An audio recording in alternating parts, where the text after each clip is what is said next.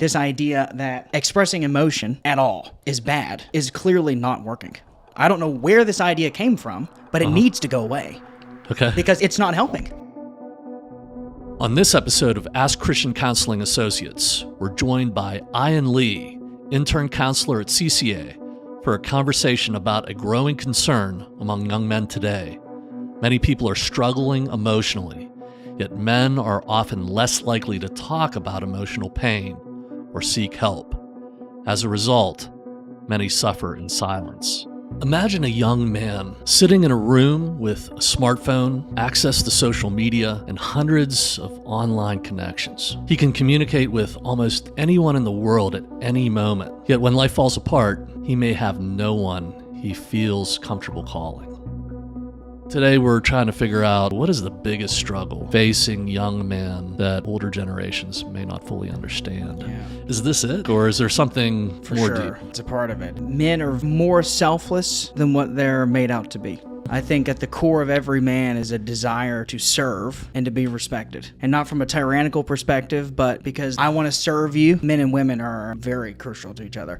I've once heard that if a man really loves a woman, he'll move mountains just to see her. And you have these men that are struggling with purpose, struggling to connect with women, and they're struggling in regards to older generations. There's a very hard disconnect between the two realities. I would say from millennials up to Gen X, there's a complete disconnect of the experience of the high schooler and the 20-year-old man. And this idea that expressing emotion at all is bad is clearly not working.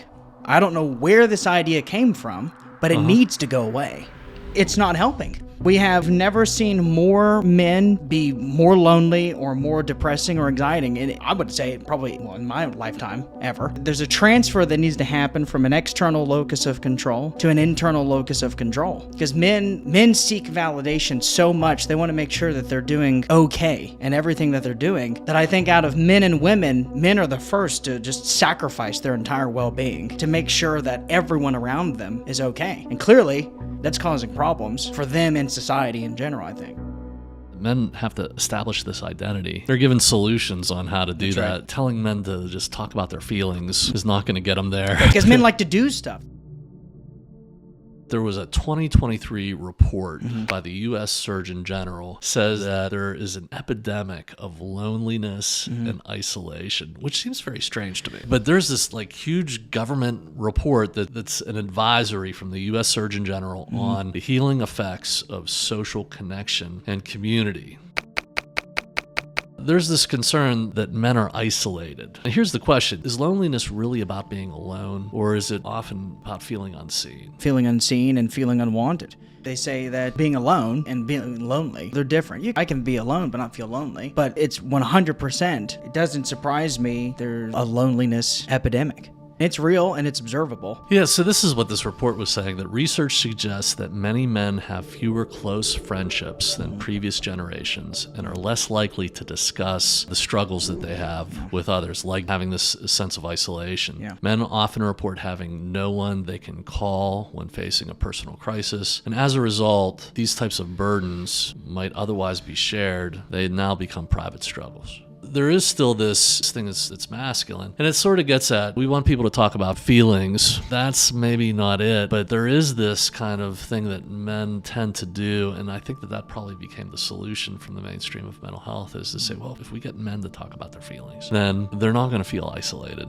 Sure. And they're going to be sharing with other. Roughly 80% of suicide deaths in the United States will occur with men. And when people are seeking help, the lowest, especially with the suicide statistic, has always been sort of older men. People get very hopeless, and I think it falls along with what happens after everything that you were needed for passes away. Job, your family moves on, maybe you lose your marriage, Right. and now you're old. These things stack up for older men, but they're starting to see that kind of same desperate dynamic in 15 to 34 Oh, wow. years. That's what the statistics Yeah. are saying. It is also who is going to seek help.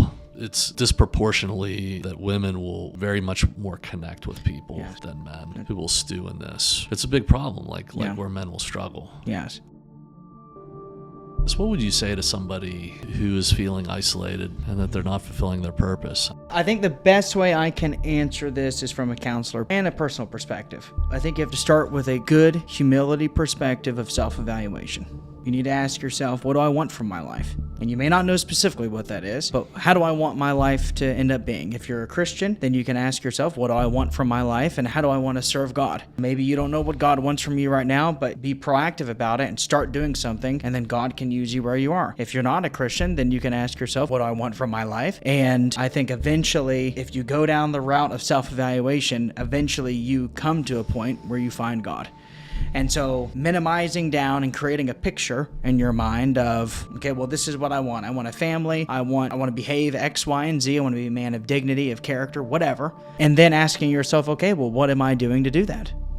Well, I guess I'm doing nothing, so let me go see what it's going. And what happens is you go down this route of being proactive with it, where the only person's okay that you need at the time is yours. It's okay that you consider yourself for the things that you need. And I would say as a groundwork, that's for sure. I think that's potentially the only way to start. To me, it's full of responsibility. Like, I have this responsibility to figure it out. It's not going to be done for me or drop out of the sky. That's like, right. I have to go out and find it. The other thing that when I think of somebody who's struggling and they know they're struggling and they're afraid to ask for help, we have to consider and humble ourselves that God has designs for things. And so the one thing that you need is these people around you. You're not meant to be alone, and you need to start planning to put family around you. You learn that in church, and you need to go out and find that and allow yourself to open to that, which means allow people to know about your life genuinely. Like, Sure. What are you doing? And then what's going to happen is, instead of seeking out information, you're going to seek formation. That's God is going to form your life through those people, because they will hold you accountable and they will help your life take direction. And sometimes you're just going to have the wrong idea.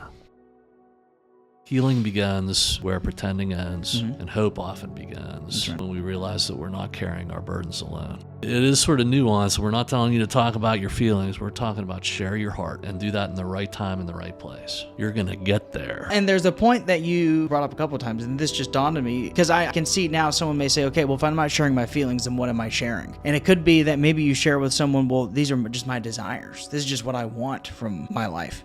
Or this is what I want out of this relationship, because that might be an action-oriented goal. Well, this is what you want. Okay, this is what you need to do. Boom, boom, boom, whatever. But that just came to me that maybe. Yeah, it's very much like in that reality therapy way of yeah. like, what are you doing? Tell me. That's Share right. that with me. And sometimes you're going to be looking back at these mentors, these people who are forming you, and they're going to be like, yeah, good idea. That's right. But be prepared. Sometimes it's going to be like, no way, dude. Not a good idea. That's right. Yes.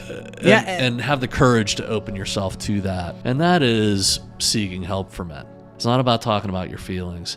It's about engagement. That's right. I agree. And if you do that, there's a design there where your life will unfold. Have patience, and you'll get there. Yeah.